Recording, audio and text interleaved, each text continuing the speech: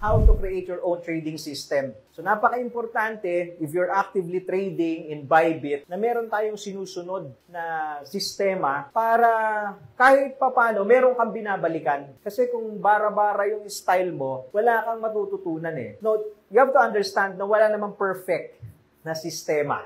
No such thing. Kung naghahanap kayo noon, wala po sa mundo ng perfect. So ang role ng isang system sa trading is continuous improvement. So, pwede kang mag-start ng sistema, puro lugi muna. And eventually, na-improve mo yung system mo, nagbe-break even ka na. And then eventually, 1% nagpo-profit ka na, 2% nagpo-profit ka na, 10% nagpo-profit ka na. And then all of a sudden, nag-negative ka uli. So, di babalikan ka kasi meron kang sistema.